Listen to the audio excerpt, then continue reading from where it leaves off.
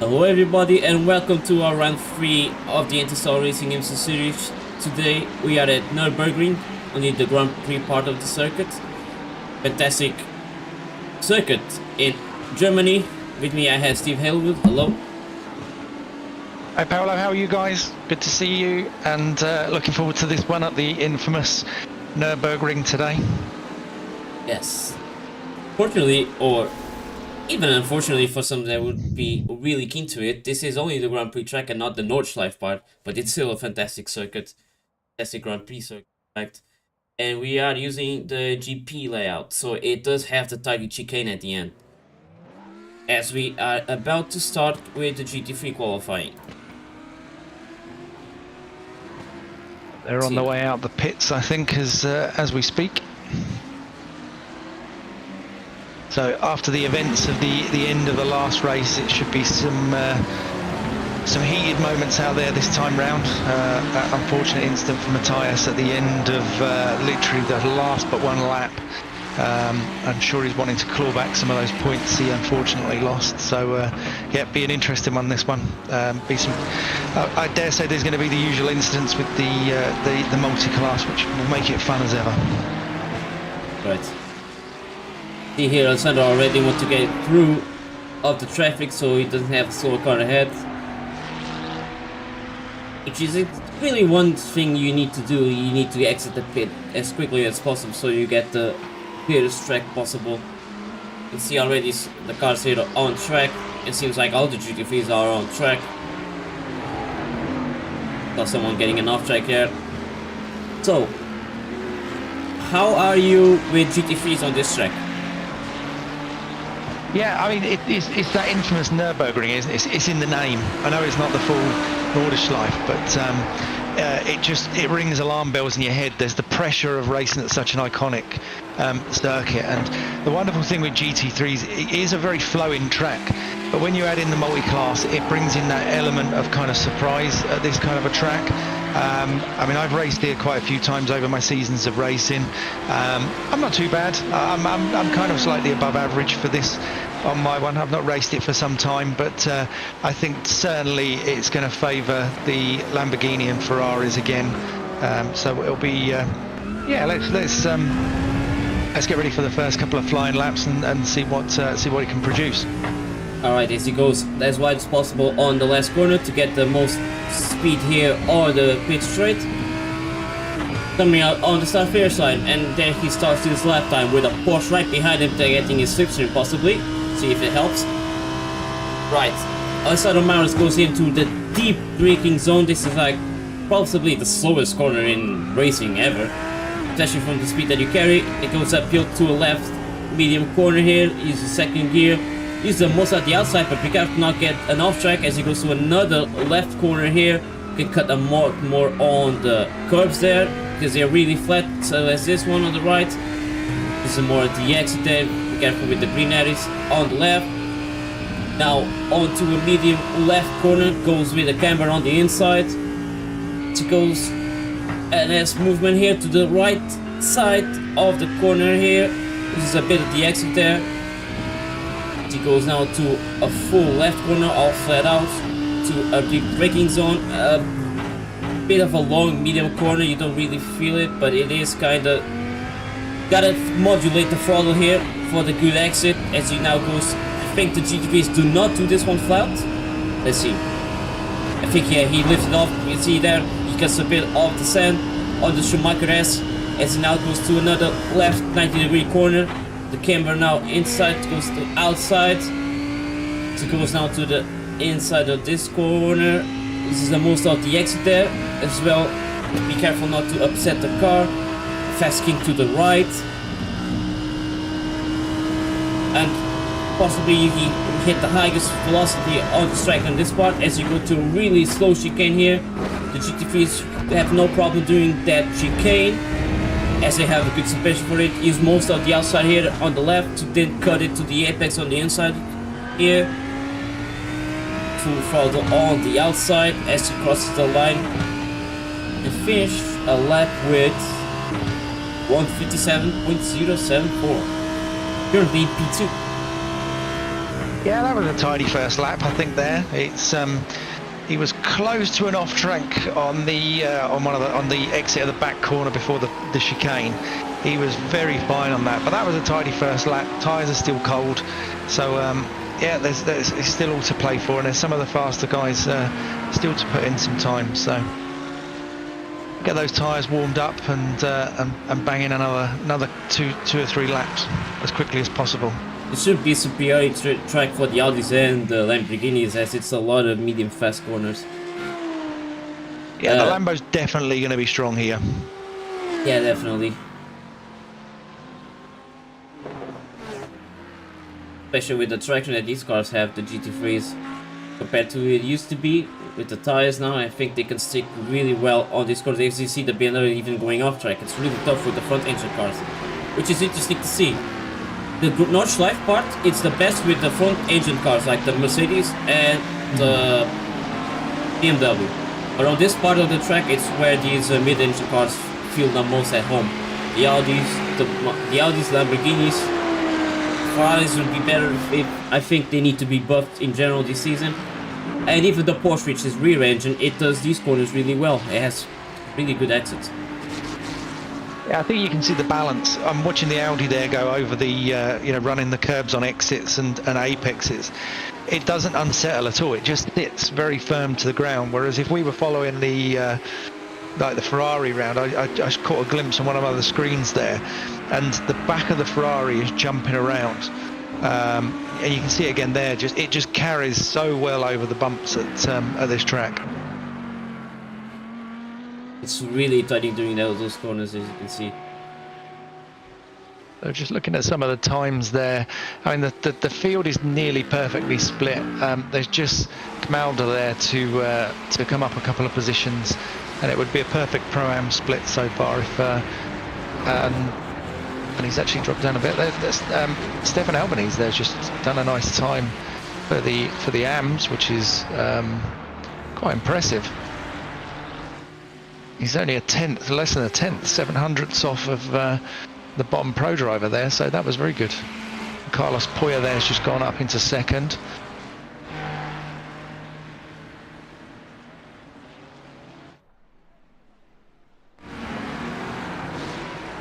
Want to see a BMW. Let's try to see how the BMW handles these corners. I think he just exited the pit. But you will see the stability with these cars is just isn't the same as the other mid-engine cars. I feel like it's the most creepy on the other cars, which are better on medium fast corners. Yeah, you can definitely see it when they're clipping those curbs because of the front wheel aspect of it. It just doesn't. You can't put the power down. It's just knocking it off of a balance. If I was in the BMW and that on this and the Mercedes, I would be trying to drive as much off the curbs on apexes as much as possible, just to try and get as much exit speed off of these cars. David Lanzani about to cross the line. Can he improve from his 4th place? He's only 5 tenths behind. He did a purple sector on the last one. And it is a 3rd place, provisional 3rd place. Of course, it's still 7 minutes to go. That's already a good position for him to be, only on 2nd row. Right behind his teammate on the grid. Yep, he's just reset there and gone straight back out to try and cram in as much time on track as possible there. So let's see who is leading on the classes. We currently have Giacomo Murgia leading on GT3 Pro class, as well we have Stefan Albanese leading on the GT3 AM class. Actually, Samir Shah just took his position now in 1st place of the GT3 AM. Samir just came in. Yeah. And Samir places himself in 11th overall, of course. Emre is still struggling to find the balance in that car. I'm just watching some of his sector times coming through there. Who's the slowest pro at the moment, who's kind of splitting the pack of the AMs, and he's really struggling to put some of those middle sector times together. Sure, it's possibly that Simon might come up, but unfortunately for him, he is driving the Ferrari. I don't think Ferrari is as strong as a Lamborghini Audi this season, so he might be in a disadvantage here. But though, I personally like the Ferrari. It's a shame. Yeah, I was always a huge, big Ferrari. I like my Mercedes AMG, but I was a massive fan of the old Ferrari. I felt it was very easy to drive. It was a bit of a cheater's car, if I'm being honest. It wasn't that much of a challenge.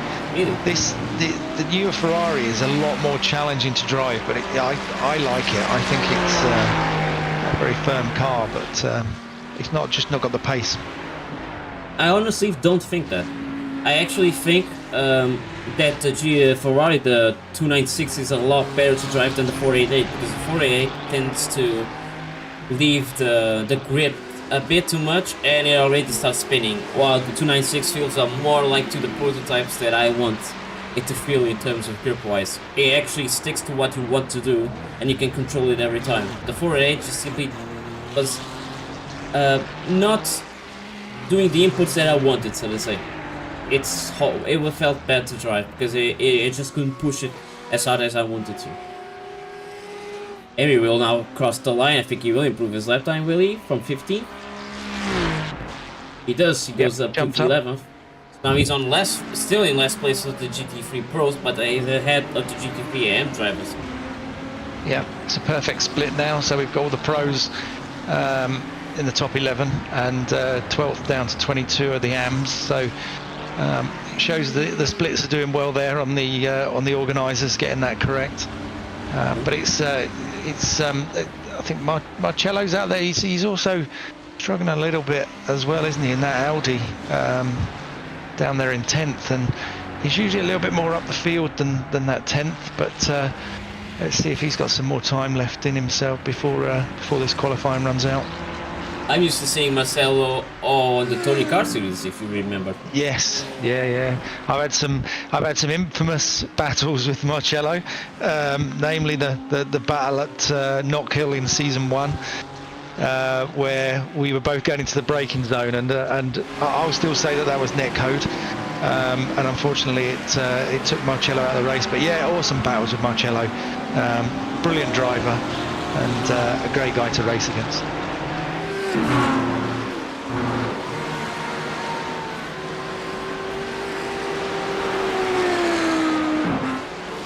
Oh, someone just went off there. I think it was the Porsche.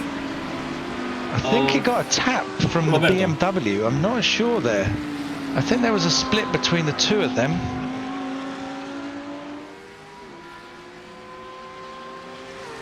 Doesn't show on the live timing here, so I can't even tell you if it was indeed contact or anything.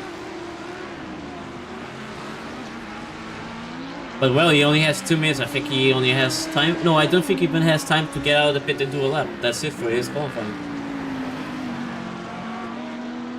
Marcel will now try to improve his lap time. It's already on 2 green sectors. Up from 11th place to...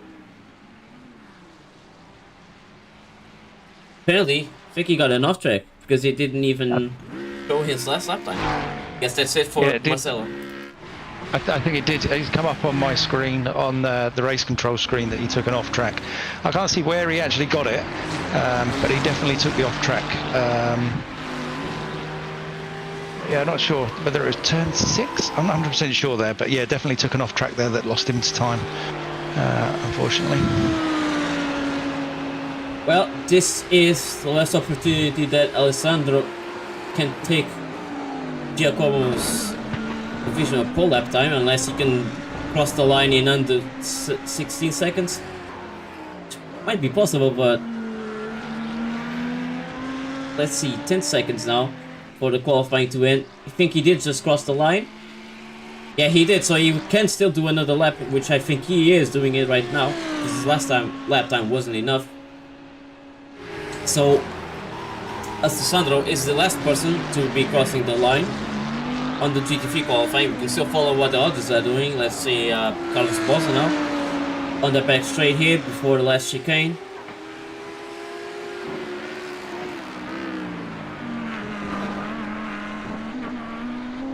will he improve from P3? Because I think he is currently leading the championship on the GT3s. He's gone into the pit. Oh, that is it then.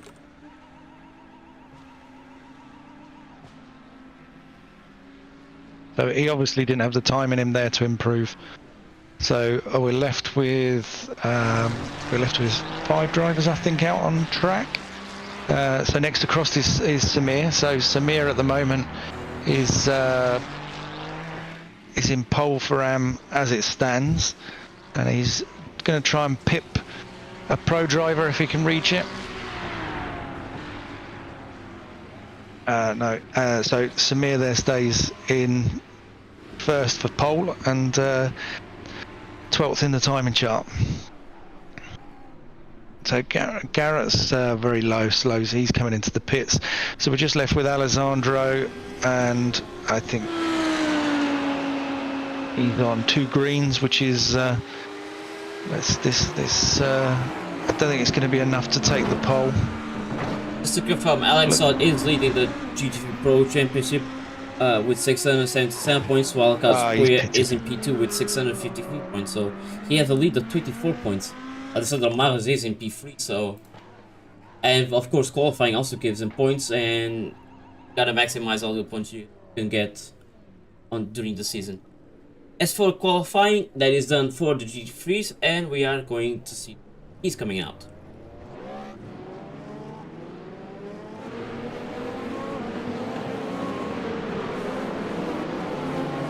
Already a big pack here. I think Ruben will try, yeah, he does try to be the first one ahead, get as clean as possible. Traffic. Driving for the Interstellar Racing Series, a very Dutch livery.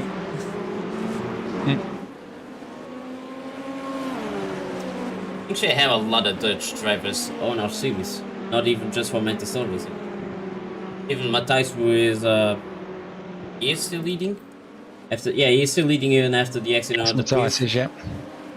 He is so also Matthijs has got a 57-point lead in the pro class,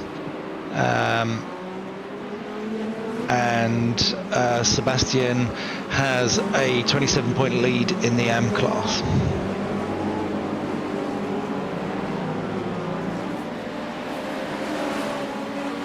They're all warming those tyres up nicely at the moment.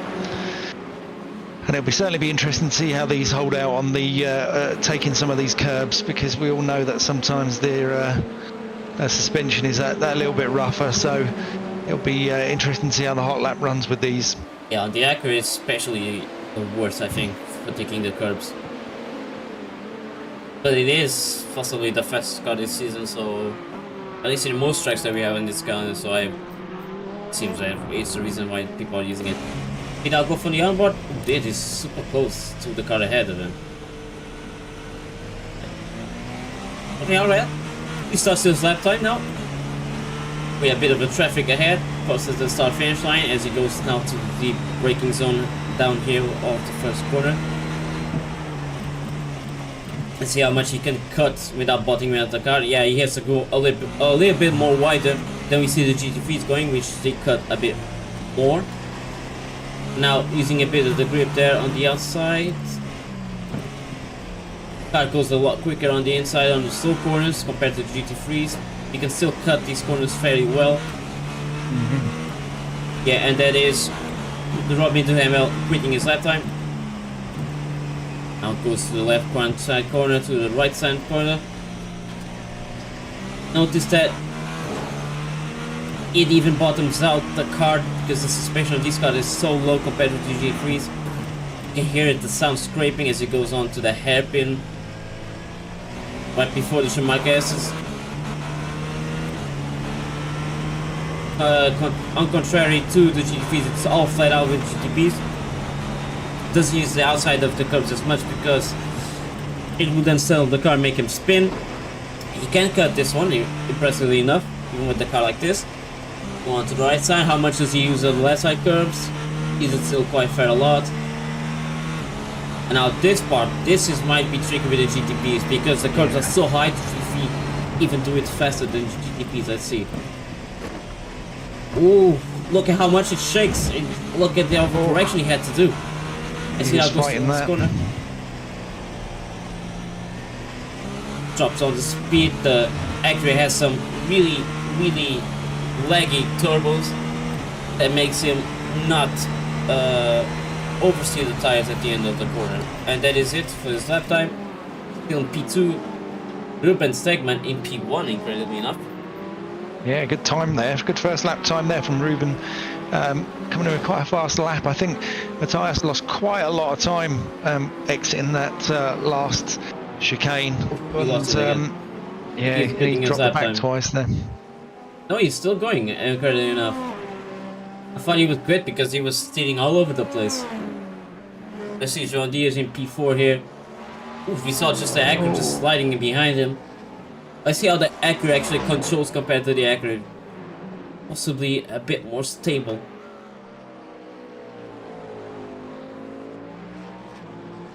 Still not using as much of the curves, but that is down to the driver, of course, how much confidence they have. Incredibly enough, Matthias still has a somehow it just shrinking.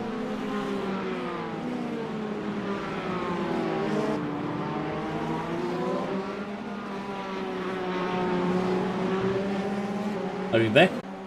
Are we back on? Let me just refresh. Okay, so I'm at 25:36, which is where I was a minute ago.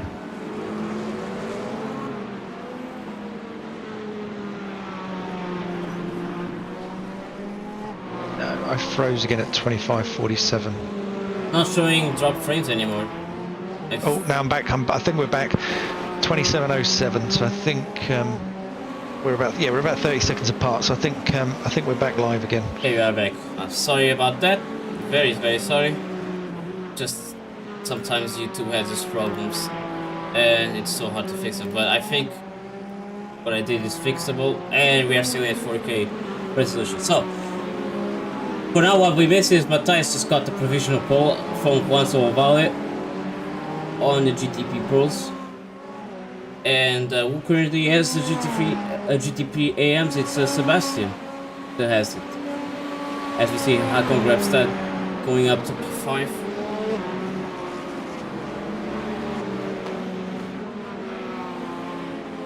All right. Yeah, great time there from Juanto coming in with that second place at the moment.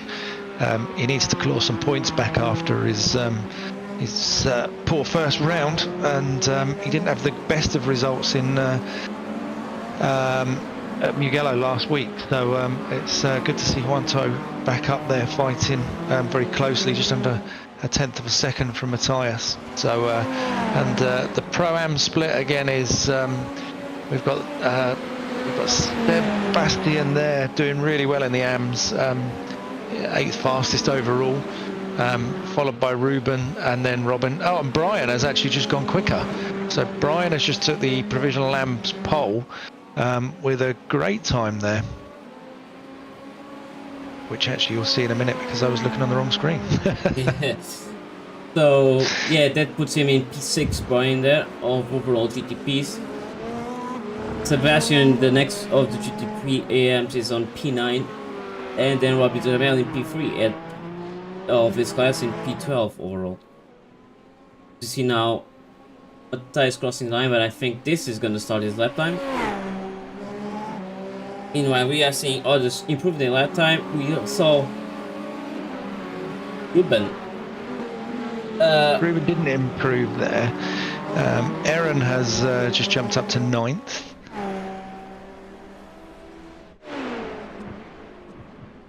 Ten seconds to go. Hakon's just jumped up to 4th, which is a good time there. Nearly broke the 1:43 there from Hakon. That is it. No more crossing the line to do another lap. Those that are on their lap times have to finish this.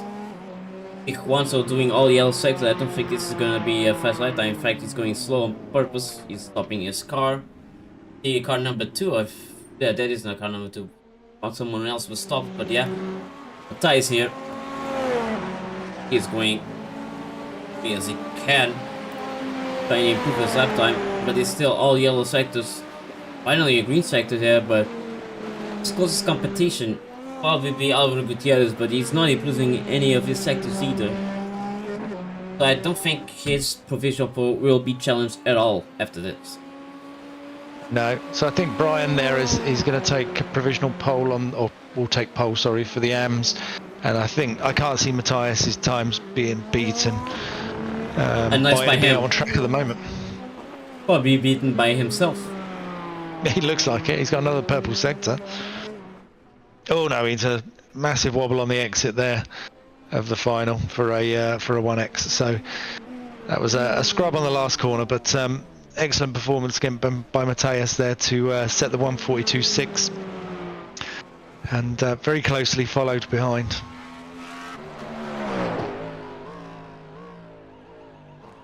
From Daniel Ricci to P14.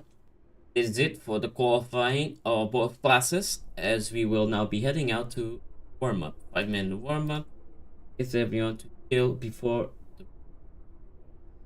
the race starts? Yeah, so the strugglers there seem to be Danny Hugendorn, all the way down there, third slowest car out there from the pros. Really struggled, and Lorenzo as well has kind of struggled to set some decent pro pace there, but it all can change at the blink of an eye, as we've seen many a times over the season, so it's all to race for, as they say.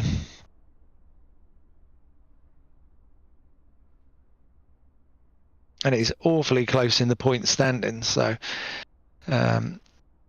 with 3 races in, you expect it to be close, but the GTP AMS there is separated by 27 points between Sebastian and Brian. So interesting starts to them, with 1 and 2 being 1 and 2 on the grid.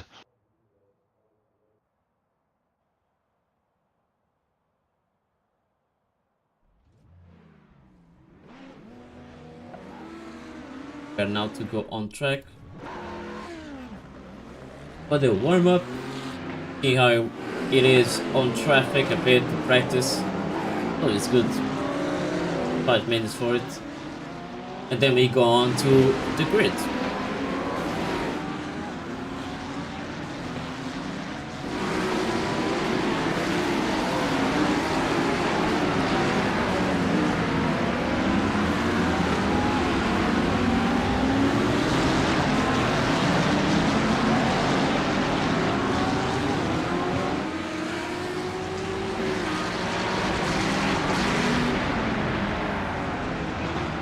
A mass free-for-all out there at the moment. Yeah, I was noticing that. Everyone just went outside at the same time, causing more confusion, but it is a way to practice it. It's gonna be like that on the first few laps. Well, as you see here, Matthias is getting surrounded by GT3s. Oh, and the GTP behind him, sorry. Tries to make it through, but looks like the Ferrari was slowing him down a bit too much. And he gets passed by the Porsche on the inside.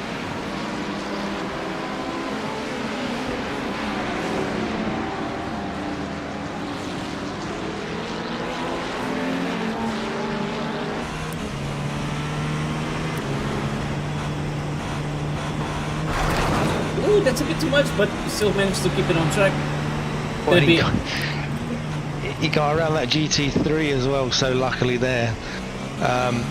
I thought he was going to lose the back end on the exit of that, but yeah, that was he'd be happy with that in the race.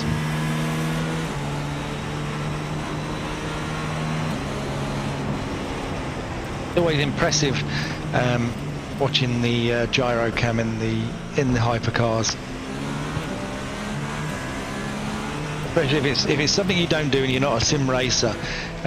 It's amazing to watch from these kind of camera views, and it does make you want to become one. Oh, he's lost it. No, he's gone. Yep. This wasn't the gyro camera though. This was the roll bar camera. The gyro camera. Oh, right, sorry. Gyro camera would look a bit more like. I can put it here. There we go. It would look like this. So you see the car rotating more and not just static. I actually prefer the roll bar because it's. I usually see it in real life as well.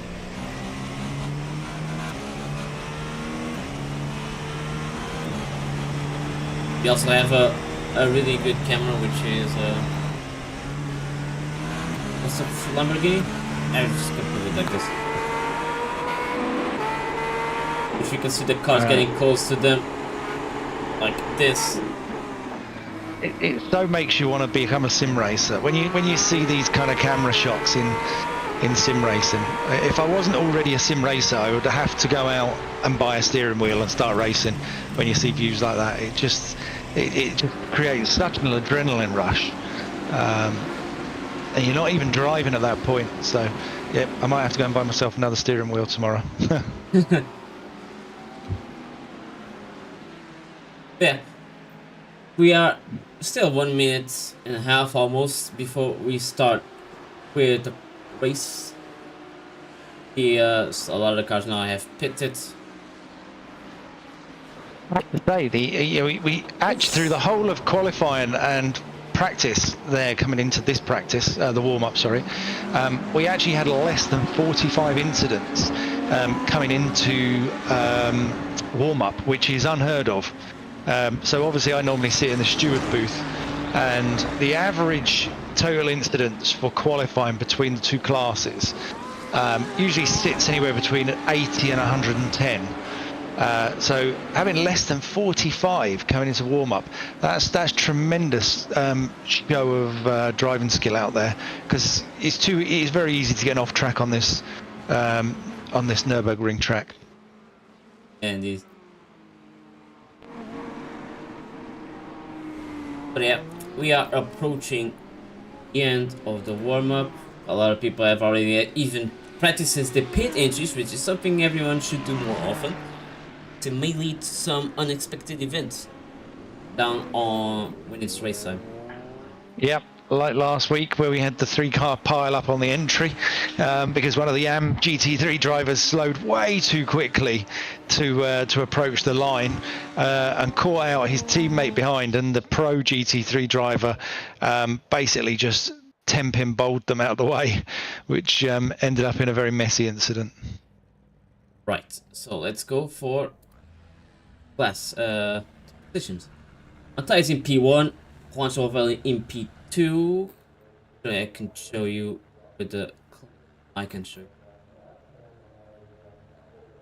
Sorry, just try this again, because I'm not showing the... There we go. So P1 with Matthijs, Juan Sovel in P2, Alvaro Gutierrez in P3, Alcon Grepstein in P4, 5 for Tom Dazzle, P6 for Albert Prim, P7 for Brian Loins. First one of the GT AMs. As a reminder, car 76 will be starting from the pit bay. That is in hypercar about halfway down the grid. So cars on the right lane will probably be moving forwards one spot behind that. And as a further reminder, we ask the GT3 leader to leave a decent sized gap. This will not be a long formation lap, so probably just wait. And as the final note, your weekly reminder, you do not start on green flag. You will start when your class leader goes in the start zone.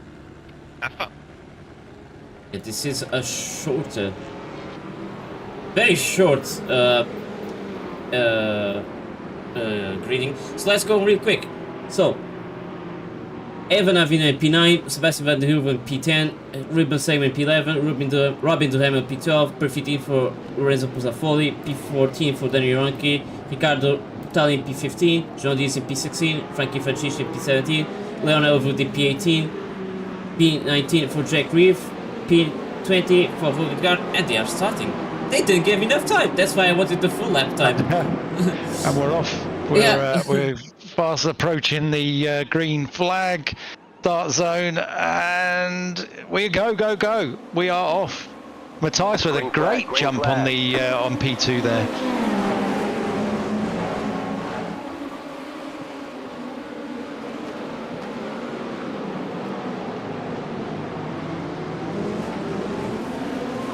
I just happened to have lost my camera for 2 seconds. So, bear with me a second. There we go. We are back. Someone lost there. As we approach to a second part of Arena 2. That's just going a bit slidey, but he keeps it on the road. We've got someone wide there. A lot of cars. He's come back on safely though. It's always a troubled re-entry, that is. Yeah, we can see it. We've got a GT. Yeah, we've got the GT3 going on in the background.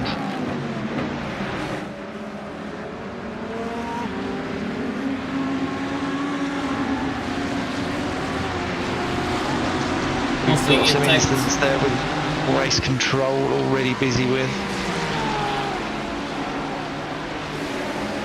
And then Watson just checking in on the inside of Embry, but he's still behind. Doesn't want to Adam risk just caught that there on his brakes, or he was going to be turning the guy in front there. That was a close call. To avoid him and move to the right a little bit. Switching there, that one. almost free wide of that corner. Leon just going on the outside there. Really defended on the inside of the chicane. I think he is not, so he's going to leave it. He's going for it, he's going for it, he's going for it. There's No. two of them. It's going to be dangerous. This is a really tight chicane, but yeah, Leon keeps it ahead of Danny. That was very well respected through there. Hakon trying to recover from his from what happened to him. Now he's 13 positions down from where he started, down to 17. Let's see what else is going on. They're gonna be an attempt to move. I think it is on Leon there, but Leon will keep on the inside for the next corners as well. And Danny just lost the position from Hakon. Yeah, Hakon got him through the. He went wide and took the cutback on the first entry. And who have we got round there? We've got Amy spun round there at the back of the GT3 grid. We'll check it in a second. We're still seeing a lot of action going on here. Leon still in trouble from Hakon right behind him. I think it's probably the time for Hakon to do it is on the inside on the hairpin. I think let's go check him on board there. Check the contact. I think he doesn't have enough speed. The accuracy just really quickly. But look, he does a mistake, Leon, and loses the position. He's gone for it. He's actually off as well in the background there. Yes, yes. So re-entry. So he is now in last place. Yeah. Of those that started. Ruben, of course, he was started in the pit lane, so he's still going through the GT3 grid. You see here, trying to.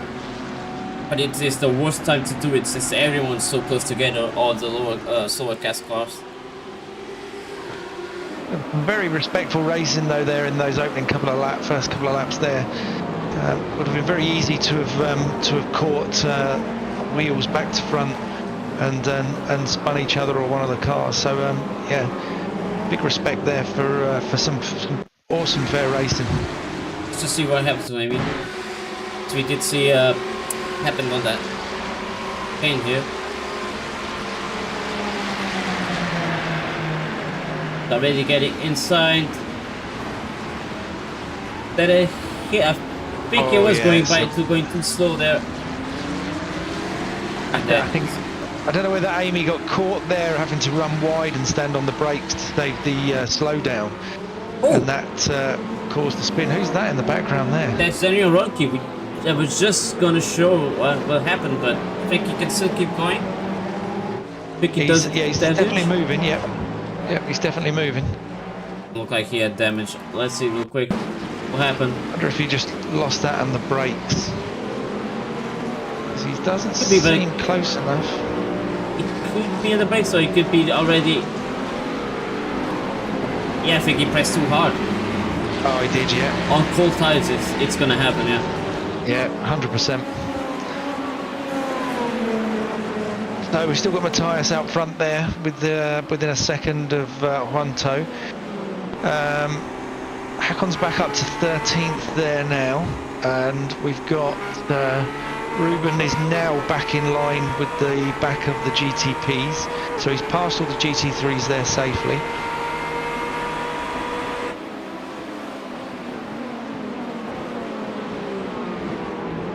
Oh, that's car number 22. Oh, yeah, it's just, I thought he was going really slow, but I think it's just him doing the hairpin normally. Sorry. See here, Hakon, no, sorry, Danny just gave the position to John Deere, I think. Was going really slow on the inside. Oh, because he went off track. I think he got a slowdown. Yeah, that's why he had to slow down. Yeah, he's pulled over. Yeah, definitely. He's fighting back in there though. What's he got? Is he going to run? No, he's caught it. I thought he was going to be a bit late on his brakes there, but he did well there. Held that lovely.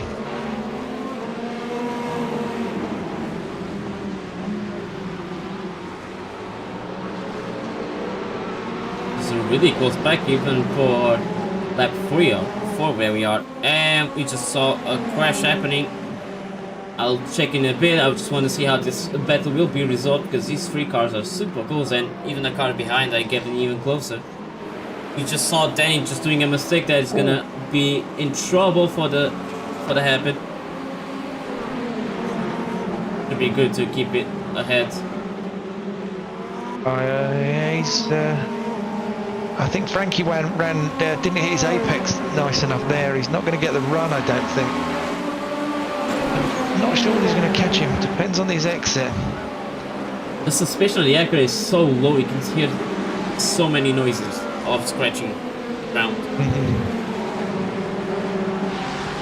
Meanwhile, we have this little battle here as well. In the Porsche of Adam Watson and the driver Ishal Yunus.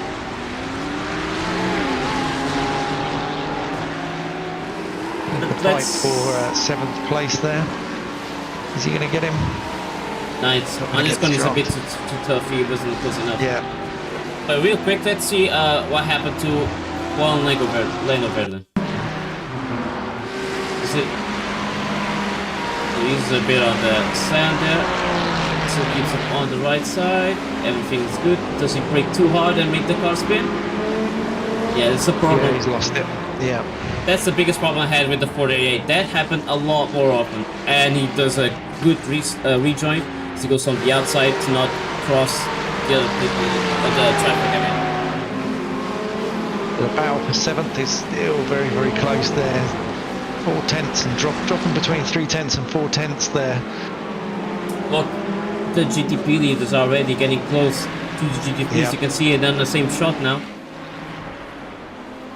So Mata is gonna probably lose a bit of time and gives probably a chance for once over to catch them. Meanwhile, yeah, battle for P3 even. Everything's still fairly close. It's gonna be completely different when they get to traffic. Albert Preen doing a really good job in P4 with his Porsche. Christian Glamstetter right behind in P5.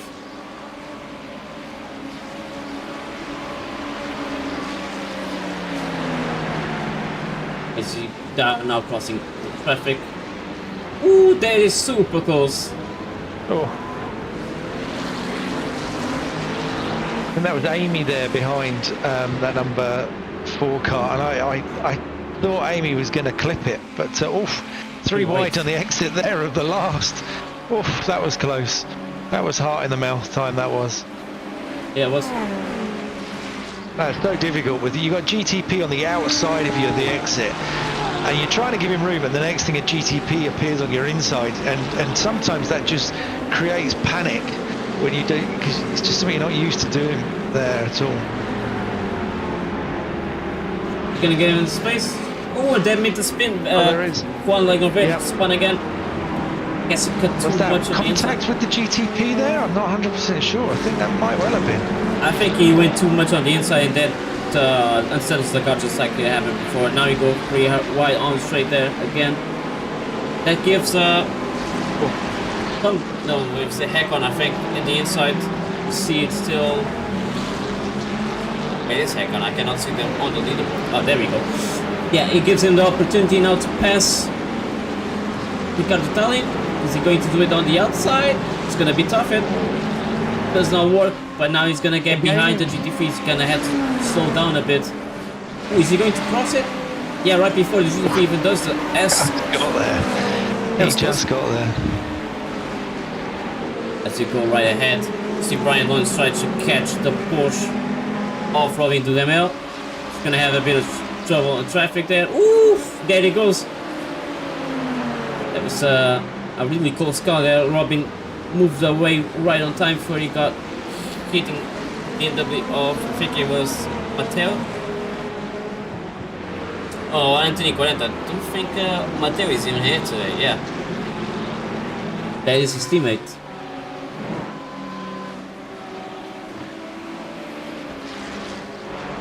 Yeah, so that one where we watched a minute ago there, Paolo, where about the unsettling of the car, because it was, we were unsure whether the GTP clipped it. Race control have just said that was a racing incident, so I think it was the GT3 just unbalancing themselves a little bit and unfortunately colliding into the side, or I think it was the front corner with the GTP. So yeah, they did shout racing still for that one. So that was a good call. Oh, that's close out there. Is he going to get an off track for that as well? As long as he gets enough speed, but he has to slow down and get the BMW to pass on the inside. Nothing he could do there. Hakan just has to be patient for the next corner. Don't think the BMW has that much speed compared to the other cars anyway. So it's just a matter of being patient. See him try many times, but so far not very successful.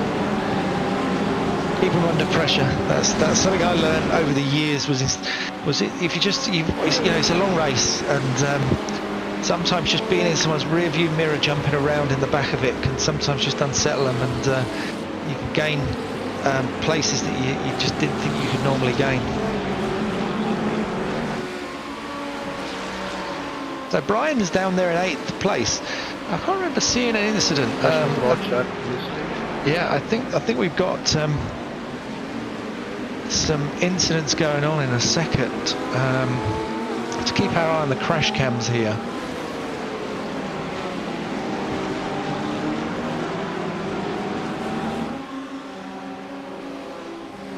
So Sebastian's running 5th at the moment. So he has pulled back. Oh, what a switcheroo! We just saw Adam Watson put starting on the left side and go on the right side, that is the inside for turn 1, and then made them move ahead of the Charles units. But now look at the traffic. Look at how much the cars it is around them. Thankfully, Sebastian's right up there. Two altitude esports drivers, and they hit. So Adams clipped Sebastian, I think, there, didn't he? No, Adam didn't touch anyone. It was between the GTPs. Oh, was that the GTP? Sorry. Yeah. I think we were on the Adam camera and it just confused there with the GTP car. So someone just spun Sebastian there. I'm not sure whether it was one of the pro drivers. It's got to have been, because I don't think Robin was close enough at that point. So Sebastian would have dropped now down to 13th. Oh, that's unfortunate, that is. That was extremely close. That was a little bit naughty there on the GT3. Oh, and you managed to lose 2 positions there on one corner. Yeah, I would be a little bit unhappy with that as the GT3 driver there a little bit, but we'll leave those decisions for race control. This track is super scary as a GT3 driver because it's a lot of fast corners, and you want to do the fast corner as good as possible, but you can see the GTPs coming really quickly because they do these corners so quickly, and you're like, can I get the space? Oh, be careful to not go too wide on the corner, to not hit the GTP that's passing me. It's a lot more complicated for the GTPs. I mean, interesting enough, race control, I'm looking at the race control calls at the same time, haven't actually picked up at the moment on the Sebastian incident, who he got spun, and I think it actually was with Robin. I think Robin did actually spin Sebastian. So, yeah, it was Robin. Race control. Oh! He cut too much on the inside. This is exactly what I was talking about. You cannot cut too much compared to GT3s. Yes, he's nightmare position as well to have to cut to try and. Oh, he's reset. Yeah, he just. That was a nightmare. Yeah, you cannot cut that much in the inside. The suspension is a bit too stiff on the GTPs.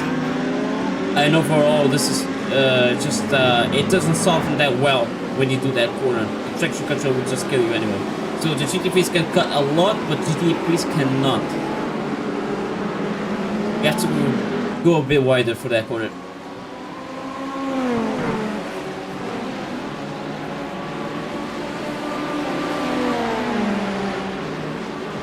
Was there an instant there? Did I just... That flag up to me? Matthias is really close now. I mean, Juancho was a lot closer to Matthias. Yeah. Let's see if I can show the lap times that they've been doing. Lap time history. Like he lost a second on lap 5. But overall, it doesn't look like oh, and a half a second previous lap. But overall, it kind of balances each other out. I don't think it's that much of a problem. But at least they are all clear of traffic for a while. Still 16 minutes in, so it's still too soon to even pit.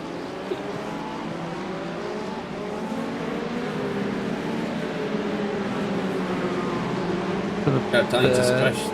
Yeah, the Tallinn and Gridstad one.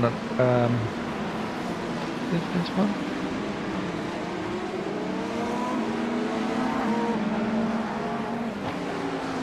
He tried to go to the inside. Ooh.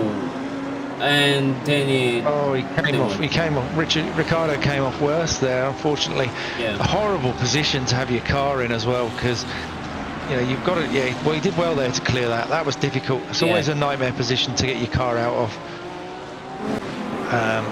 So yeah, that was unfortunate there. He sent it up the inside, and I don't think he could just hold that. And the contact with the pressure on the brakes just spun him round. I think he had. I mean, it looked like he had a car's width from our angle on the camera there, but I think they're very busy over in race control tonight at the moment.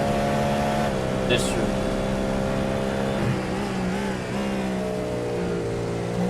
Look how wide Sebastian just did that corner. I think he probably has damage on the rear. Yeah, of the I think car. he has damage from that spin he got, definitely. Yeah.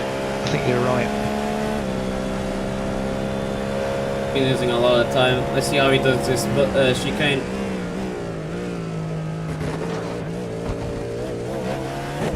Still better than Jean, at least.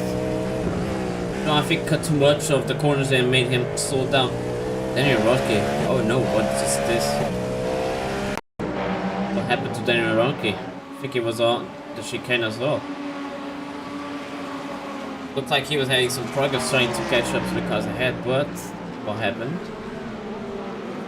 If he cuts too much and it just spins, yeah. Oh yeah. At least Well, he caught it. He caught it. He did well there. He caught that.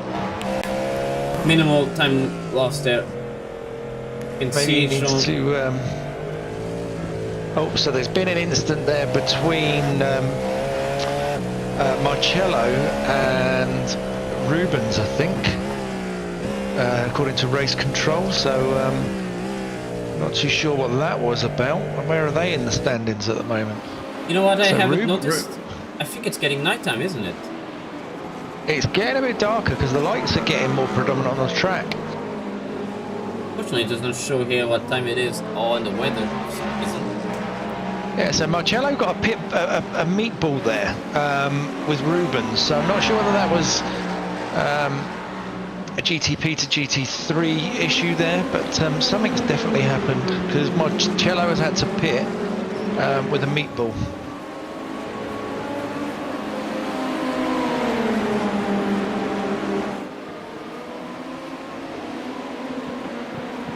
This will pack in really close to each other. Oof! Look at how better the cars behind it. Those corners might be losing here on the turn 1. What do you think? It's gonna be an overtake move here? He gets the exit right. Let's see one who of them's overtakes. overtaken. Definitely. Let's see. I think it's gonna be probably cut ahead of. Yeah, it's difficult that because both of them have got drag at the same time. Race control, please look at that. I think there was a collision between Michael Putin and Daniel Maggiani. Yep, I think I've just heard that come over the radio. Yeah, it's already being investigated, so the stewards at least are on time while the incidents are happening. Makes a change. They're normally in there drinking their coffee and eating donuts with their feet up. Look how close now the Porsche is behind the Acura of Tom Desville. Yeah, he's a lot closer now coming out of there. Still not enough speed. It's just not possible with the slipstream, especially the Acura being as fast in general. He gets close, but never close enough. He's got a good drive there. But again, look at it. Look at that Acura pull away. Yeah. Look how close. Did he do it on the inside? No, it's still not the chance. Ooh. Oh, is he gonna? Oh, I thought he was gonna send it, but he held it. He held it. Yeah, I think he's gonna wait for the chicane. This is probably the time to do it. Probably in attack mode right now, or both cars even in that attack mode. Don't think it's gonna be enough. It's not enough speed. That Acura has the straight line speed. Yeah, it does. Look at the face. You can't even see the face of the driver. Really concentrated there. But yeah, it's unfortunately not. Oh, actually, now probably the best time to do it. Turn 1. It's probably gonna be in turn 1 the move that's gonna be done unless. I don't think he can just. I just don't think he can get the edge on him. No, I don't think so. Something maybe it's some battery to try and attack him, but no, it just cannot catch him. He's lost. He lost the back a little bit there coming out of the corner, but again, the acceleration on that Acura just has that edge, and he's sending it. He's not got it. No. Ooh, whoa! Oh, there's a big one in front with the GT3, and I think he's got round him. I thought he'd got collected. Oh, and he passed. It passed him, yeah. Oh, what a turn of events! That was lucky for Icon, and so lucky to not even get a slowdown either. We see if we can get a replay of that. The cars diving around that. I think it was Marcello and. No, wait, there's still an overtake going on. That's still not done, and we see both overtaking. He's gone wide. What happened there? He must have missed his braking point. And that is a good recovery there for Hakon. He's now only 3 positions behind when he started. Before we move to the incidents, I just want to see now the speed that the Acura will get towards the Porsche. Let's see. Currently a bit far away. Still catching it a lot quicker than we saw the Porsche doing it, which is just proves to show how the Acura currently is the car to get. Even doing those corners, already a lot of speed was gained. I think he's gonna overtake him even on turn 1. I think this battle is not done. Oh, but he did a really bad exit compared to Hakon. I guess this is not yet the time to pass. We will check it in a bit, but let's see what happened with Marcel Rials and these two. Okay, we'll circle around. I think he... Oh! Lorenzo pitted. I think he got damage from that. That's why he was going slow. Let's see.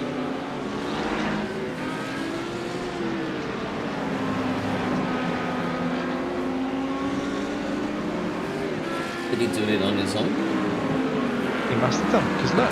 He did it on his own, yeah. Oh, he did. Yeah, see? He got the damage, but both of the GTPs is going around. Now, I'm not sure whether he held the brakes when he first spun there. He seemed to roll back a bit. So, and then there's another incident. Yeah. Oh, this is why it was... and they got locked up. This was the 10-second penalty for, I think, Daniel McGinley. Oh! No way. No way that happened. That's crazy. That is crazy. There's a... Oh, that's unfortunate. That's going to be a drive-through and further punishment. I think that's silliness to rejoin in that manner. Definitely just silly and careless. Complete lack of respect for the other drivers. So Leon has disconnected, and Legnaverdi, I think, was the other driver involved there who got hit, and I think he has also quit to pit. So that's a shame. That there's just that's silliness, and it spoils other people's races, and it's I know that race control will not lean on that very lightly. It gets darker and darker, the track. It is almost past the sunset. You can tell by how dark the background is, and you can tell by how strong the headlights are being now. Actually, forgot this race is gonna be a sunset to nighttime. It is really cloudy. It is cloudy, it's very cloudy out there. As we see now, some 3 cars already in the pits of the GTPs, and Jean Diaz is already changed tires and is back on the pit exit. Meanwhile, Matthias is still on track. He's overtaking some of the GT3s. Control change 3 this lap. On it. Did very well pit on this lap. Once Vallis got really close to Matthias on this last set of corners. Because of the traffic. Look, Juancho has like clears just on the straights. It's so easy for him to pass around. But this could be the time to pit. I think they are pitting, yeah. No! Juancho is, Matthias is not. But I don't think this will be a one-stop race. If, this track uses all of the fuel. There's been a quite a heavy spate of incidents coming down the race control filter. We're going to see quite a lot of penalty messages coming up, I think. Sebastian's back up to 10th there in the GT3 AMS. So, and it looks like Brian has just took a 5-second penalty, which could have a reasonable impact at the end of the race based on how Sebastian has clawed his time back. So that's going to be an interesting one. Ooh, I have to go through the middle of his 3 teammates. Gonna give a bit space on the inside, he will. But look, they were super close to each other. Now they are pretty far apart. The GTPs can still catch up to each other fairly well. Try to help each other out to stay ahead of the rest of the grid. Very interesting to see. Now everyone's pretty much far away from each other. We're only seeing, I think, these two, Tom Dadswell and Lorenzo Foley. Lorenzo probably fix his damage, because remember, you do have one fast repair.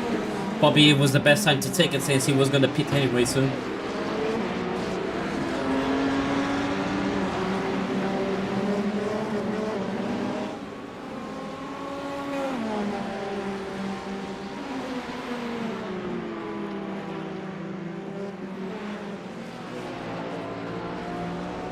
And it is, Matthias is now in the pit lane. You can see his car is moving in.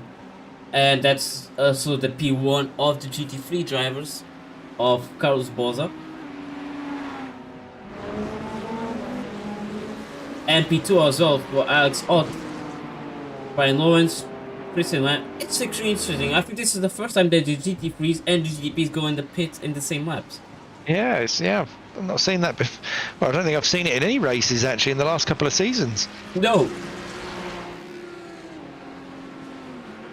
Not sure when was the best time to do it now. If it was before or after, probably before the GT3 pitted. Because being all at the same time, it blocks the pit road as well. Anyway, Frankie Francisci couldn't do relink the race. Good on him. Of course, they still need to pit. We can see. When was the last time they pitted? Oh, I mean. How many times they pitted? Emery as well, right ahead. He hasn't pitted. Trying to get as far ahead as possible without pitting and being in traffic. Sandro Maras, Jacob Murgia, David Lanzani, all 3 Maxim drivers just occupying the provisional top 3 since they already pitted. Carlos Boza still in P4, let's say. Not too far away, but you can see it on the inside of his camera. Just look out the distance that he is from the other cars that he needs to catch up. If he wants to get the lead back from the lead of the championship from Alex Odd, it's going to be hard. Alessandro Maras is in P3 of the GT3 Pros, of course.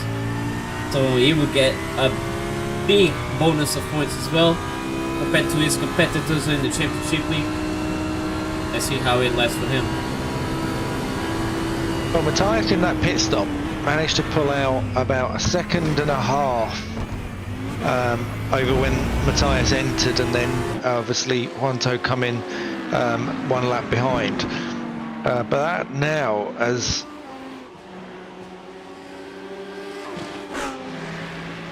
has opened up. There we go. So back, yeah, so 3 seconds. So about a second, just over a second and a half. So Matthias has got the control there at the moment.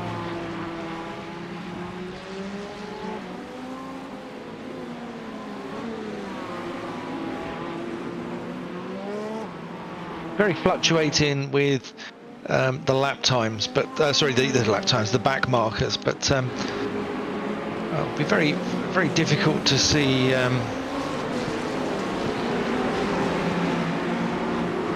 that lead change the way, unless something happens. Seems very consistent. And then looking at once it all settles down, so Hakon now up to 7th. So that's a great recovery drive from Hakon so far. That's really good to see. So he's about to put Robin under pressure now coming into this this next corner. He's going to hold it. He's going to hold it. He's took a much better line. Yeah, look at that. Beautiful line from Hakon there. Superb overtake from him. Beautifully sent the undercut. And Robin, because he had overshot it, just really couldn't settle the car. Well defended there through Hakon. Oh, and he took the GT3 at the same time. That left Robin nowhere to go there apart from just have to yield.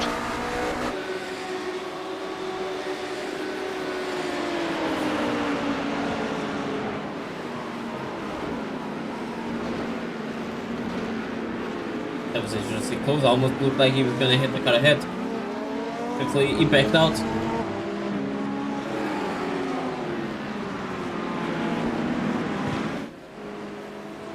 So yeah, Hakon there now up to 6th, and he is closing in on Albert as well, which is great to see. So Robin's still leading amateur class there on deltas. Let's have a quick look. So he still needs to pull it out a little bit as it stands with his 5-second penalty. Well, how would still. It would just about pip him, I think. He would be demoted to 2nd, with Sebastian now back up to 3rd in amateur class and 11 overall. So we talk about Hakon's recovery drive there, but Sebastian also has had a cracking recovery drive there to be running 3rd. I think he was I think he dropped to 11th in the AM class. So that's another great recovery drive.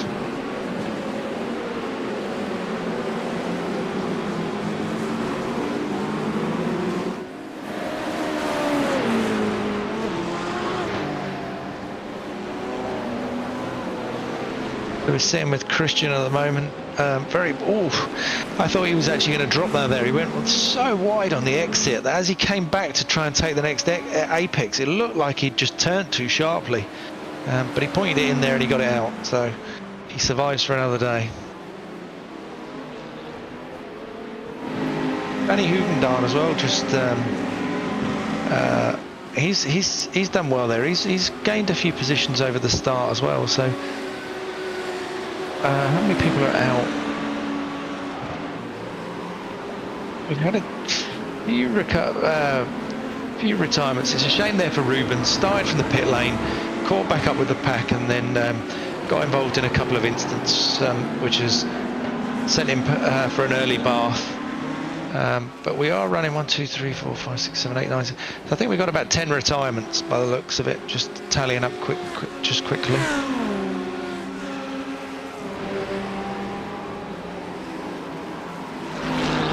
Be interested to see some of the replays of some of these incidents at a later date.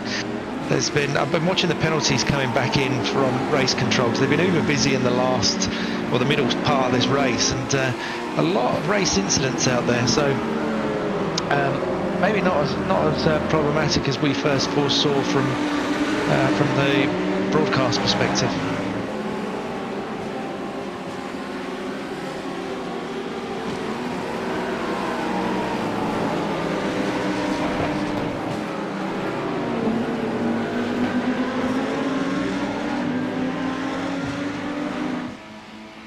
The Lambo teammates running strong again.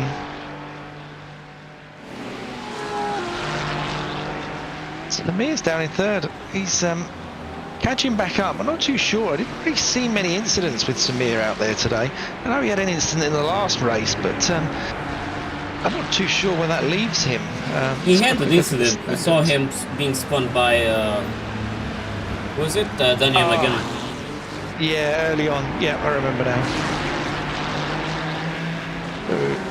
Samir at the moment in this from a standing perspective. Leaves. Obviously, Tim isn't here today racing. Tim and Bart aren't here today, are they? No, they're Which not. Tim? Tim de Hond? Tim de Hond, yeah. Yeah, he is. He's a bit. Oh, okay. Oh, of course he is. Yeah, sorry, down in 9th. Yep, sorry.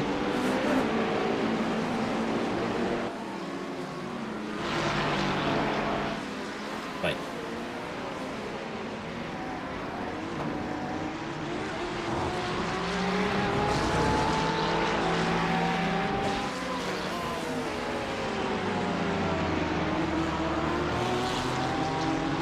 There we have 23 and a bit minutes left in the race.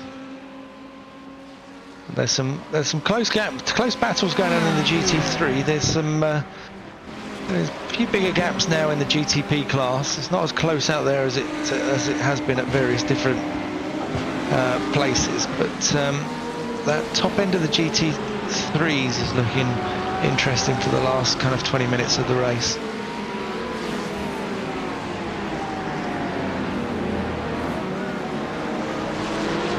Be interesting to see the track temp out there now, because that would have got nice and cool.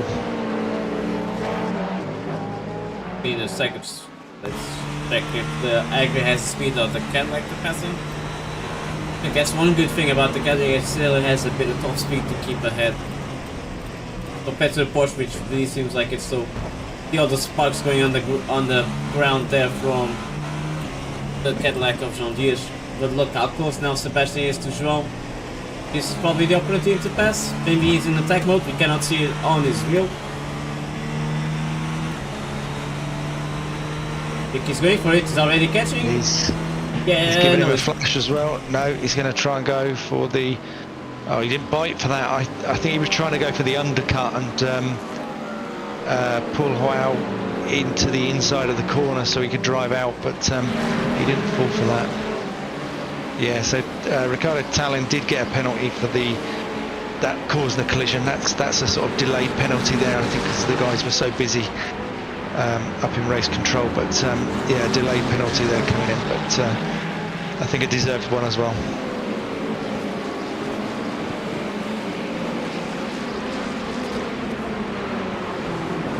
But he's got to try and pull that position back in now, because he just lost a bit of time there through the GT, passing those GT3s in the middle sectors.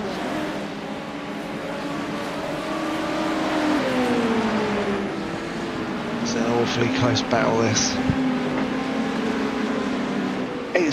What's interesting is, I don't think, like last season, Tom's pace was electric, and whether it's just, I don't know, maybe we just had some faster guys come in. But Tom's pace this year seems to have dropped off a little bit, and he had massive internet issues last week, did Tom? Oh, look at that, please.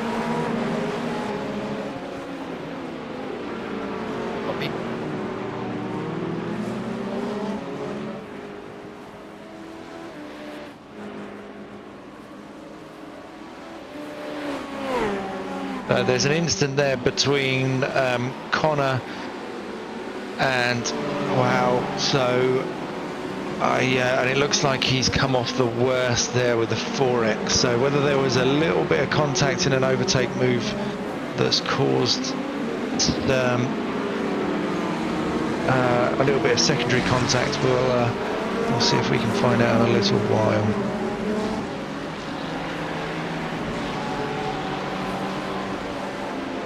Sebastian's still sitting there, half a second behind Diaz, so hopefully we'll see a bit more action to come with that. And then there's the one we're watching between Tom and Robin, which is also brought Lorenzo in. Yeah, that's brought Lorenzo into the play there in the last lap as well.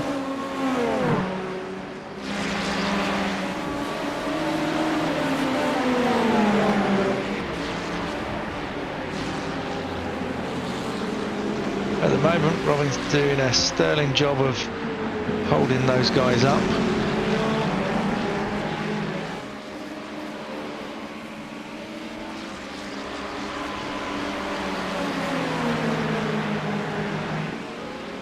And Hakon's got that gap down to just under 2 seconds. Oh, White that's going on this corner. close. Well respected there, they gave each other enough room. And Lorenzo's into the pits. I mean, he did pit a bit earlier, so he might try to use his opportunity to get ahead of the others. See how it works. The battle between Sebastian and João Dias still hasn't really been resolved. Still the same gap. Cannot catch that Cadillac.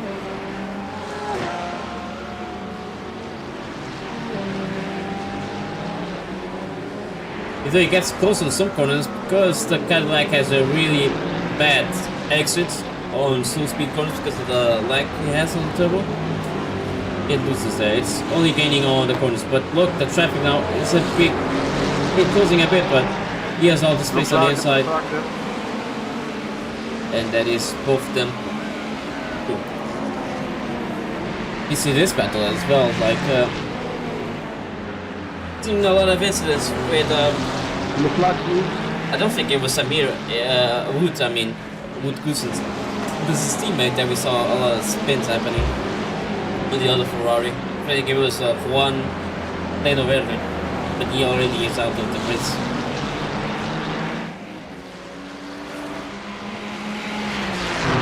There was an overtake, there you go. No more happening here. Oh, he's right on his tail, isn't he? Oh, no, he didn't. He had the drive there, and then he just lost the back end on the exit, which just dropped the traction. Yeah, he pushed the fall a bit too early, too fast. That made him almost spin the car. But you can still get some sweep trim. The car ahead of Frankie Francisca, and we saw his car just stop there. I think it was Tim Lund. But the car ahead, the Acura, is pulling away, so at least Frankie is not getting the slipstream. But then Ronki try and pass, but now he has slow traffic as well on this corner. Look at how close the Cadillac is. I think is one of them going to be. No, is he gonna get it? Is he get? Oh, look at that! How close was that? That was a bit of a late defending, and it didn't even help him do the corner properly. And so I think this is the opportunity for Daniel Ronki to stay on the inside. It's just that's all he needs to do, to stay on the inside. That's his corner done. Overtake done. I think his difficulty there was he came across to pass the GT3 as he was trying to overtake. So, but he ended up coming off worse anyway on the exit. So there we go, another change of position. That was finally close to one of the GT3s of the team Maxim Esports, Maxim Racing. I mean, this is his opportunity to get up to the podium position. But of course, we still need to see the second round of pit stops happening. Track is getting really dark. These last 20 minutes of the race remaining, 15 minutes remaining even. It's cloudy, but don't worry, it's not gonna rain yet. It's gonna be different next season for sure. We all can't wait for that. Well, I certainly can't anyway. I'm really looking forward to iRacing bringing in a new dynamic to refresh the thing. I love driving in the wet. It's something I've always enjoyed back to my F1 days. I would always love to drive in the wet. So, yeah, looking forward to that. Carlos super close now to David Lanzani, but this is not the corner to overtake. It has to be another one. We will see it. We will see it. Oh, that was a mistake from our P2 Jose Valley. He's lost a lot of time on that corner. Now it puts him 5 seconds behind Matthijs.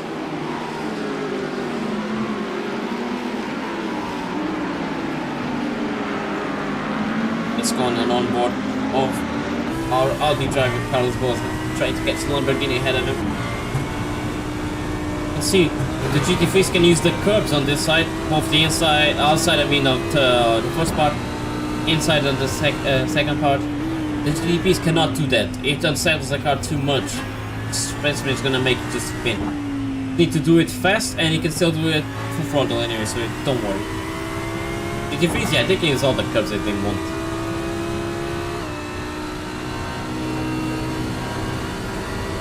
But I especially like driving in the night. Oof, that was a quick entry there. You can see how quick the GTPs come from behind and just brake super loud. I was gonna say, I really like driving in the night. Yeah.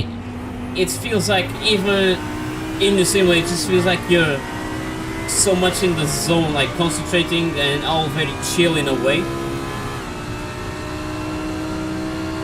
It's different from driving in the daytime. At least for me, it's different kind of concentration.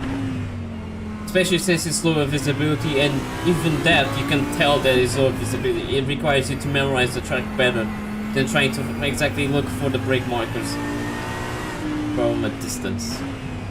Yeah, and especially when you're doing Ooh. night, oh, he's caught it. He's just got that.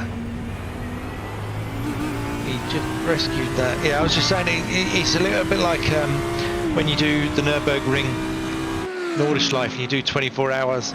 Driving that thing in the middle of the night, that's concentration on another level. It's hard enough concentrating on the Nordschleife when you're in daytime and you no one else around you, and you've got to find all your braking points and your bumps in the road. But yeah, in pitch black, it's horrendous.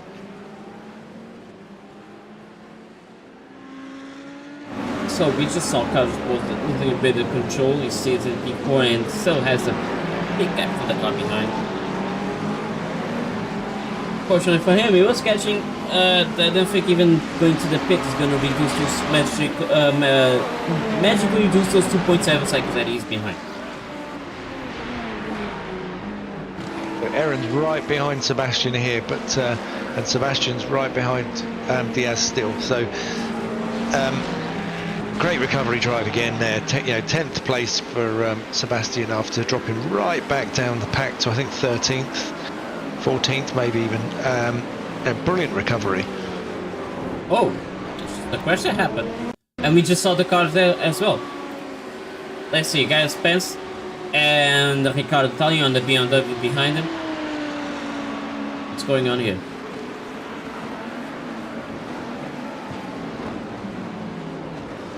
Oh, he just gone too slow.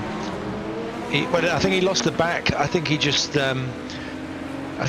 held the brakes for far too long turning in, and turned around in front of the GTP, and the GTP clipped him. So not much that can be done there. I think you'll see no action from race control coming on that one.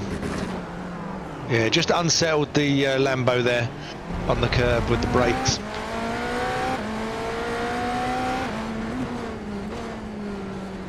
This was him as well, positioned on the inside. I think he was being left anyway. Just real quick. Yeah, it is, yeah.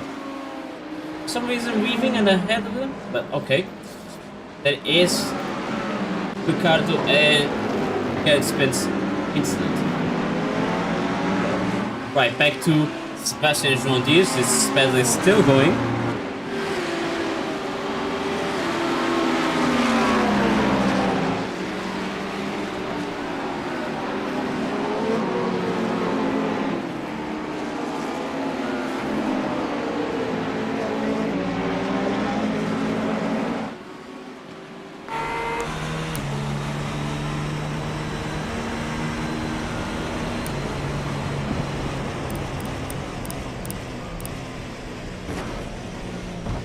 And it's a good chicane that he did, but it seems like Jonathan is going straight to the pit anyway. So this gives him like 1 to 2 laps that Sebastian has to do really quickly to stay ahead of João Dias after the pit stops are done for both of the drivers. Hakan managed to recover all the way to P5. It's a good effort by him after all that happened on the first lap. Yeah, brilliant recovery. Tom's also clawed his way up to 7th there as well. So, so the interesting one is the Robin. So Robin has a 5-second penalty, and currently he is 7.4 ahead of Sebastian. So if Sebastian can draw some time out of Robin there, because I think Robin turned Sebastian, that's why he got his 5-second penalty. So if he can pull that time down with his 5-second penalty, Sebastian's still in with a shout here for a victory. So that is a really outstanding recovery. So he needs to drop about 2.5 seconds before, well, in the next 9 minutes. So a very tall order, but the way Sebastian's been driving, I think he's got a good shout there.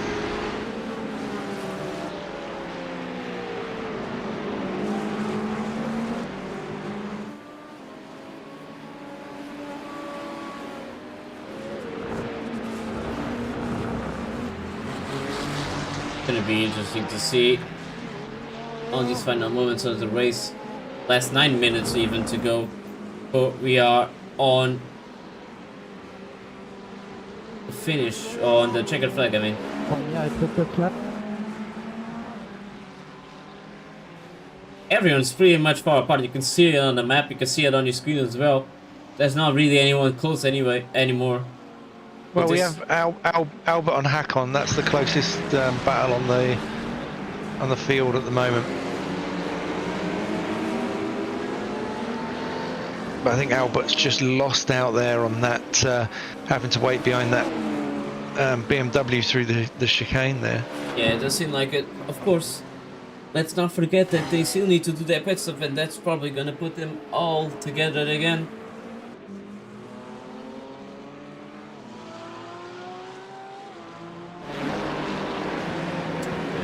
Pit stops done. Everyone's done one pit stop, so both the GTPs and GTPs have to do it soon. Sorry, Amber. This is the two of them. John Deere, Brian Lawrence, Danny Ronke, Ruben Stegman have done their pit stops and they are leaving the pit.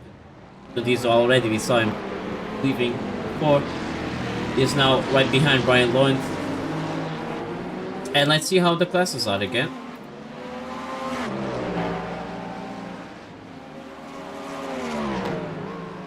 So on a 19-degree track, we have a really cool track currently, but people have not been struggling at all in these cold temperatures. Probably those that changed their tires early on the first stop probably get the better now because they're not gonna overheat as much as before on the previous stint. And of course this stint is gonna be short anyway, so you don't need to change tires. But look at that, we saw almost 3 wide there. John Deere really wants to catch Brian Lawrence here. Brian Lawrence of course has already pitted and he is battling John Deere for the GTP AM class. Hey, Conrad said, Tom Dadswell, Robin Dudamel have pitted right now. This Diaz and Loins battle here could play into the hands of Sebastian.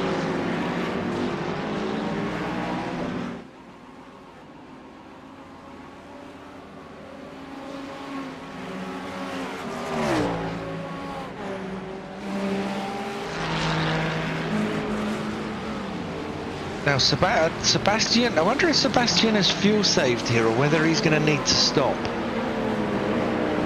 Because Sebastian pitted very early, didn't he? Because of his... You can see it. Because of his situation. So I'm wondering if he's going to be able to get to the end, Sebastian, on his fuel here. Sorry, it was here. You can see here. Laps that the drivers have pitted. We will see on the class, different class.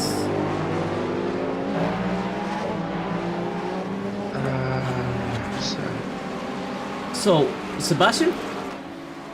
Yep, so it should be lap 15. There, so 15. So I wonder if he's fuel saved enough to just run that to the end. I mean, he's going to be close. I think he's going to need to come in. Uh-oh. What is that? That is the neutral. Take her back. That was... Oh, there he goes. He's in. He's in now.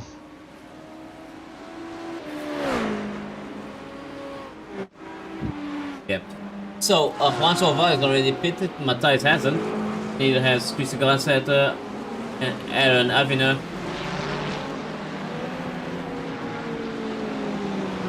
basically the top 3 haven't pitted.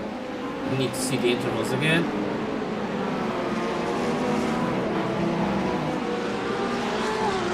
What am I doing? Yeah, that's it. So the top 3 of the GTPs haven't pitted. Yep. And on the GT3 class is first one and fourth one. Surprisingly, Alex outwit Izzy. The fact that he still has pitted is gonna be a lot behind all the other GT3s. Yeah, he's close to. Well, Sandro Marcos was leading this. Surprisingly, he's down to P5. What? And he's 19 seconds behind as well, which is interesting. I mean, I'm just looking at the intervals there. Albert has just been black flagged, so I would presume, and then Adam Watson. Oh no, that'll be for slow down. So Adam Watson's just got a slow down. But Albert has been black flagged, which must mean incident point, surely. No. So why would Albert be on a black flag? Oh, I think there's just been an incident.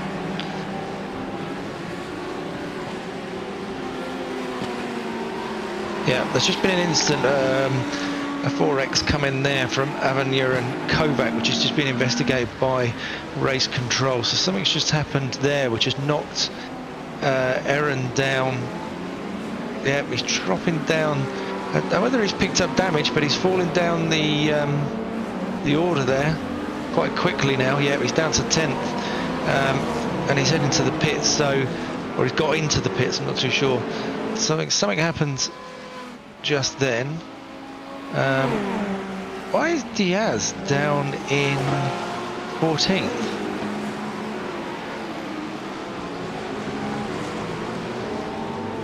That was about the position he was in, wasn't it? Oh no, he was getting closer to Sebastian. Diaz was just ahead of Sebastian, and in between Sebastian and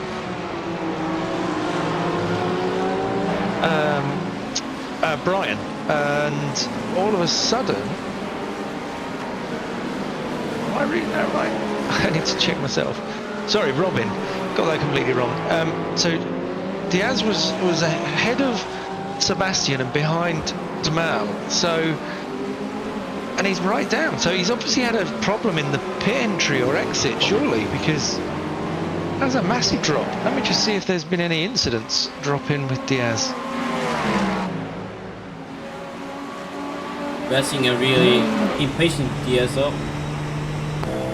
He wants to get ahead of the actor. He knows he's faster, but he just can't figure out when to do it. You see, Frankie just doing a corner really wide. And now this is the speed that John Dees wants to get. Oh, that, I think he was a bit too slow on the exit. Or the mid to exit part of the corner, so he's not going to catch the Acura now. Yeah, I don't know what happened to Diaz. It's odd. Diaz is not showing us having any incident issues. So why he's gone from running is the cut of the so corner. high, I don't know. He's got to have done something drastically wrong to go that far down. So Sebastian now is sitting. Oh, at this present time, Sebastian will win. So he's 4.87 seconds behind Robin. Now Robin has the 5-second penalty for their incident, which would put Sebastian back in front. So brilliant recovery there from Sebastian. Absolutely mind-blowing. There's some yellows flying up there. You know what? After that little spin, almost spin, like lost the control, Carlos was still under the second. The car ahead of him, which makes it think that if he didn't do that, he'd probably be P2 by now. Yeah. So we are on the last moments of the race. Something. Also, what's interesting is why is Matthias 16 seconds ahead of Juanto all of a sudden? It's another of these mistakes on this corner, isn't it? Yeah, it's a Ferrari that's a bit troubling to drive like that. At least does he keep it clean? Okay, he does. Oh no, he doesn't. Oh, he doesn't. He's going to get a penalty for that. Oh, that was a silly rejoin. That was. Well, we just missed it, but that is the checkered flag. I thought we were going another lap. It was like super close to the seconds. Oh, and they're off in the background as well again. Look, No, that's the finish. They, that's the checkered flag.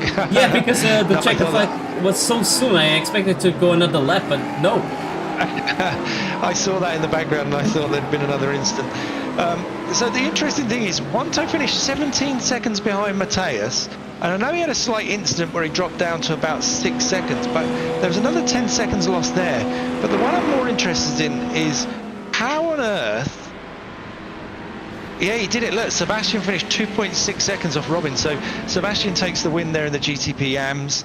Lanzani for the win there in GT3 Pros, Albanese for the GT3 AMS, and Matthias there with a great drive today to take the GTP Pro win there. So I've got to say, for me, if we had a Sky Sports driver of the day, it would be very hard push there to pick between Hakon and Sebastian, but to come back for the win there, I would have to give Sebastian the win there. But it'd be interesting to see what happens at Diaz. So well done to everybody there, and yeah, an awesome race.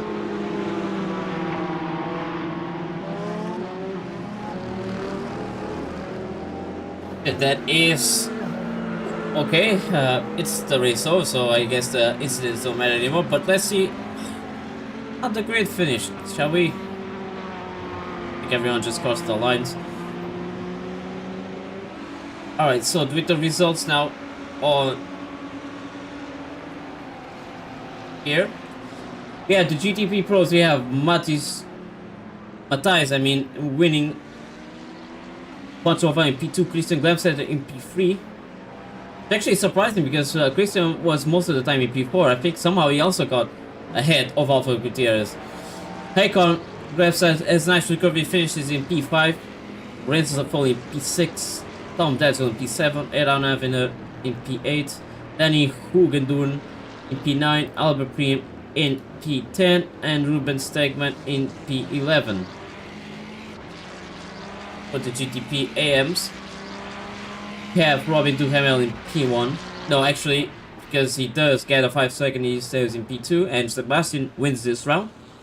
Brian Lowe is in P3, Jean D is in P4, Frankie Franchic in P5, Daniel Ronke in P6, P7 for Jack Reeve, P8 for Carl Spons, Felix Smith P9, Ricardo Talley in P10, Leon Elwood in P11.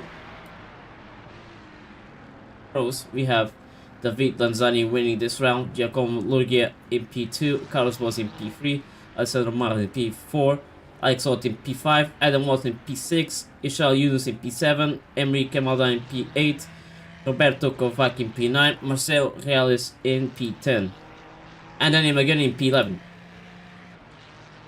Finally, our GT3 AM class is Stefan Albanese winning, Semi Ashad in P2, Wood Gusens, I got the name wrong again. Sorry. In P3, Anthony Collins in P4, Amy Graham in P5, Garrett Spence in P6, Connor Craven in P7, Roberto Filippi 8, Tim de Hoont in P9, Michael Boetse in P10, and Juan Leno Verde in P11. Let us see. Is up for interviews. We have guys here. Start with him.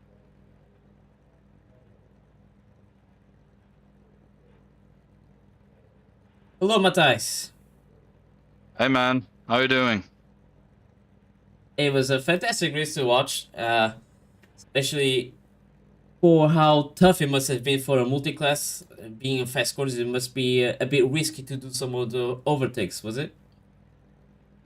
Yeah, it's a really tricky track to overtake GT3s around here because you got a lot of slow corners, and with the Acura, yeah, you get the turbo lag, so you really have to be cautious on throttle because the track was really low grippy.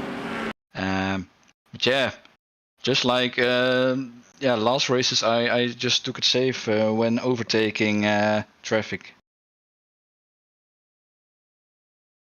Speaking of also the traffic, did it feel like you needed to be extra careful on this round after what happened as well on the previous run, since it wasn't really something that was, I would say, inevitable. But did you think that to keep it on the championship, you still needed to be more cautious, or did you just push it as usual, just being more aware of what was going on ahead, especially on a nighttime track, which there was less visibility?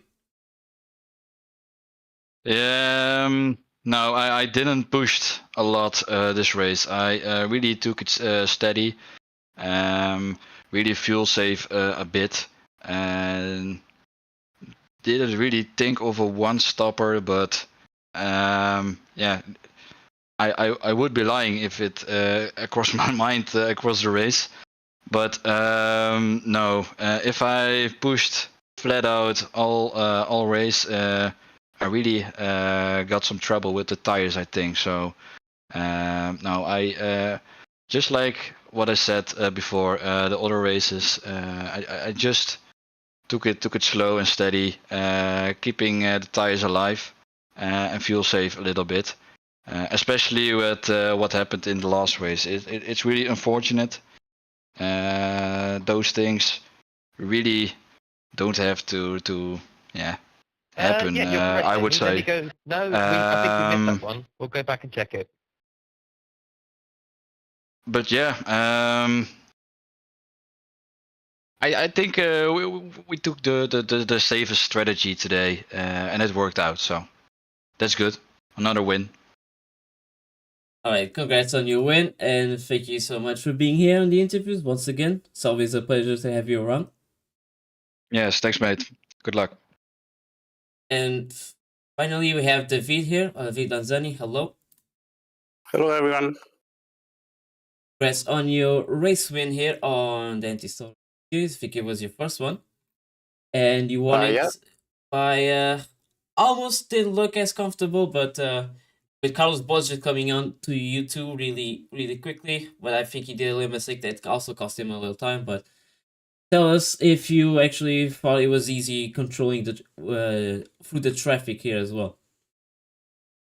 Yeah, it was pretty hard to manage with the traffic here because there are already few spots to overtake in your own class. Imagine with an LMP coming. So even like in the Schumacher S, it was really hard to let them by without crashing. But we managed to do all good.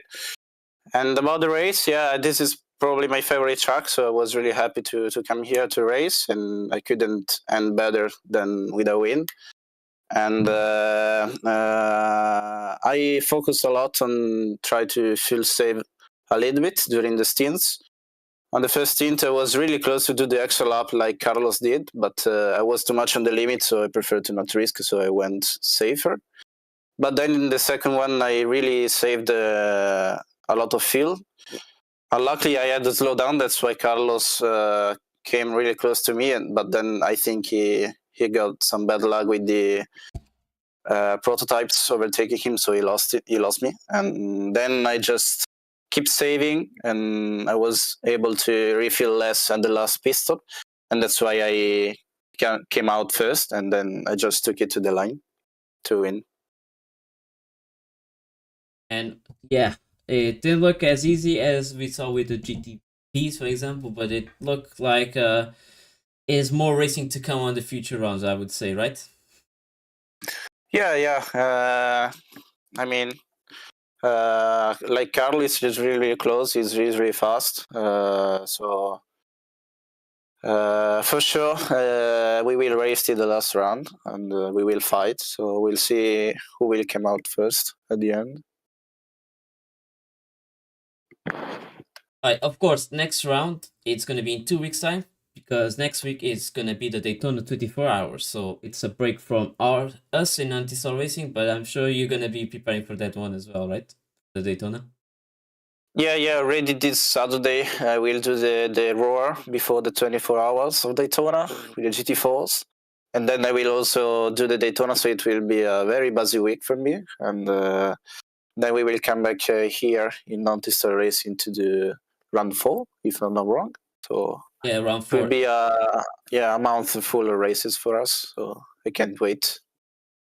Next track being Road Atlanta at 25th of this month.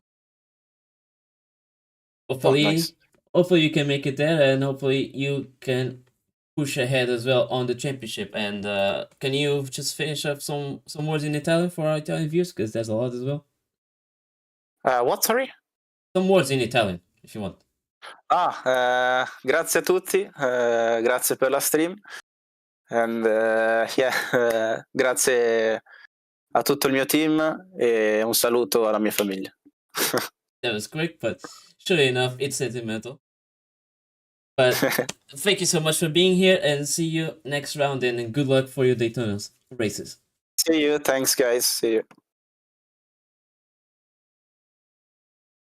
And as for us here, we are done. Thank you so much for watching, and enjoy your Daytona 24-hour week. And we will be back in 2 weeks' time for the Road Atlanta race. So goodbye, and thank you so much.